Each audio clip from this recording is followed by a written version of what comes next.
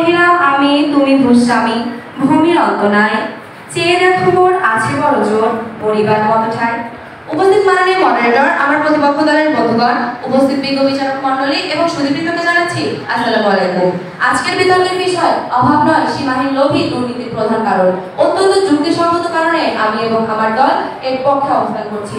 মাননীয় মডারেটর, আমার প্রতিপক্ষ বারবার অভাবকে দুর্নীতির প্রধান কারণ বলে বিবেচনা করেছেন, কিন্তু অভাব যদি সেরকম ঠিকই থাকতো তাহলে সে দেশকে কখনো উন্নয়নশীল দেশ হিসেবে গণ্য করা হতো না। মাননীয় মডারেটর, কিন্তু বর্তমান বাংলাদেশকে আমরা উন্নয়নশীল রাষ্ট্র হিসেবে বিবেচনা করে থাকি। তাহলে সীমাহীন লোভ যদি নাই থাকতো, দুর্নীতি যদি নাই হতো, তাহলে বাংলাদেশে দুদকের মতো ব্যবস্থাপনা কেন গড়ে তোলা হয়েছে প্রশ্ন রেখে যাচ্ছি, প্রশ্নের উত্তরটি দিয়ে যাবেন। মাননীয় মডারেটর, বাংলাদেশের শিক্ষা ব্যবস্থাপনার দিকটি লক্ষ্য করুন। বর্তমানে শত পরিশ্রম করে বাংলাদেশের শিক্ষা ব্যবস্থাপনাটি গড়ে তোলা হয়েছে। এই শিক্ষা ব্যবস্থাপনার দ্বারাই বাংলাদেশের কোটি কোটি জনগণকে শিক্ষিত করা হচ্ছে, এবং সেই শিক্ষা ব্যবস্থাপনা থেকে আমি শিক্ষিত হয়ে আজ বলছি এই জগতে হায় সেই বেশি যায় আছে যার ভুরি ভুরি রাজার হস্তকারে সমস্ত কাঙালের ধন চুরি। এরপরেও কি আমার প্রতিপক্ষ দলের বর্তমান বলবেন বাংলাদেশের শিক্ষা ব্যবস্থাপনাকে ভুল প্রমাণিত করে, আমার সিলেবাসের অন্তর্ভুক্ত বিষয়কে ভুল প্রমাণিত করে অভাবকে দুর্নীতির প্রধান কারণ হিসেবে বিবেচনা করবে? প্রশ্ন রেখে যাচ্ছি প্রতিপক্ষ দলের বন্ধুদের কাছে। মাননীয় মডারেটর, আমার প্রতিপক্ষ দলের বন্ধুগণ শুধুমাত্র অভাবকেই দুর্নীতির প্রধান কারণ বলে যাচ্ছেন। তারা হয়তো ভুলে গেছে কাজী নজরুল ইসলাম, মাইকেল মধুসূদন সহ অন্যান্য বিজ্ঞানী এবং কবিদের। কই, তারা তো তাদের জীবনের প্রথম পর্যায়ে বড়লোক ছিলেন না?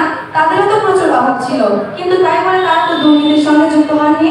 আমার প্রতিপক্ষ সকল ভারতে গুম করে দিয়ে শুধু অভাব দিয়েই সব থাকার চেষ্টা করছেন। মাননীয় মডারেটর, চলুন একটি তথ্যচিত্রের সঙ্গে পরিচিত হওয়া যাক। 2020 সালের 31শে ডিসেম্বর jagonews24.com এর তথ্য অনুযায়ী বেগমপাড়াকে প্রচুর সমালোচনার মুখে পড়তে হয়। মাননীয় মডারেটর, বেগমপাড়া হচ্ছে বাংলাদেশ সহ পৃথিবীর বিভিন্ন দেশের অর্থ পাচারকারী, দুর্নীতিবাজ, রাজনীতিবিদ, সরকারি কর্মকর্তা ও ধনাঢ্য ব্যবসায়ীদের দ্বিতীয় আবাসস্থল। প্রকৃতপক্ষে কানাডায় বেগমপাড়া নামে কোনো স্থানই নেই, সেটি তৈরি করেছে বাংলাদেশের সকল জমিদার শ্রেণীর লোক। বেগমপাড়ায় বাংলাদেশি ধনাঢ্য ব্যক্তিদের স্ত্রীরা স্বামীদের দ্বারা প্রেরিত অবৈধ অর্থ দিয়ে বিলাসবহুল জীবনযাপন করে। কাজ থেকে অবসর নিয়ে যেখানে লোকেরা কানাডায় তাদের বেগমদের কাছে যান, এখানে কিন্তু কোনো কৃষক, শ্রমিক বা অভাবী লোকের স্থান নেই। এই ধনাঢ্য শ্রেণীর লোকদের দ্বারা কিন্তু দুর্নীতি সংঘটিত হচ্ছে। তারপরেও আমার প্রতিপক্ষ দলের বন্ধুগণ কিভাবে বলছেন অভাবী দুর্নীতির জন্য প্রধান কারণ? মাননীয় মডারেটর, মানিকগঞ্জের দুদক কমিশন এটি স্বীকারই করে নিয়েছেন যে দুর্নীতি আগে ছিল মাত্র 4 প্রকার, কিন্তু বর্তমানে মানুষের সীমাহীন লোভের কারণে তা 4000 এসে উপনীত হয়েছে। মাননীয় মডারেটর, দুর্নীতি মানে শুধু টাকার পিছনে দৌড়ানো নয়।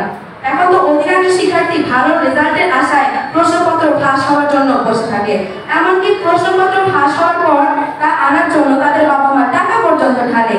এই ক্ষেত্রে কিন্তু আমরা কখনোই বলতে পারি না যে ছাত্রটির ভালো নম্বরের অভাব আছে। এখানে কিন্তু আমরা বলতে বাধ্য সে পড়াশোনা না করেও ভালো রেজাল্টের জন্য লোভী। এর থেকে আমি আমারও বলতে বাধ্য হচ্ছি যে অভাব নয় সীমাহীন লোভী দুর্নীতির প্রধান কারণ। মাননীয় মডারেটর, বর্তমান হারে তোলপাড় করে তোলা বিষয় পেঁয়াজের মূল্য আমাদের 30 টাকার পরিবর্তে 80 টাকায় কিনে খেতে হচ্ছে। এখানে কি অভাব ছিল? এখানে কিন্তু অভাব ছিল না, ছিল শুধুমাত্র সীমাহীন লোভ। মাননীয় মডারেটর, বাংলাদেশের এসআলম গ্রুপ কি অভাব ছিলেন? তবুও তারা কিন্তু বাংলাদেশের ধনাঢ্য শ্রেণীদের মধ্যে অন্যতম একটি গ্রুপ ছিলেন। তবুও কেন বাংলাদেশে আজকে আমাদের 60 টাকার চিনি 140 টাকায় কিনে খেতে হচ্ছে? প্রতিপক্ষ দলের বন্ধুদের কাছে। মাননীয় মডারেটর, বাবা পেনশনের টাকার জন্য বিভিন্ন সরকারি বড় বড় কর্মকর্তাদের অফিসগুলোতে হন্যে হয়ে ঘুরে বেড়ায়, কিন্তু অতি দুঃখ ভারাক্রান্ত মন নিয়ে বলতে হয় মোটা অঙ্কের বেতনপ্রাপ্ত সেই কর্মকর্তাদের টেবিলের নিচ দিয়ে টাকার খাওয়া না গেলে টেবিলের ওপর বাবার পেনশনের ফাইলটি যেন নড়তেই যায় না। এতক্ষণ তো বিভিন্ন যুক্তি উপস্থাপন করে গেলাম, চলুন একটু মডার্ন যুগের সাথে পরিচিত হওয়া যাক।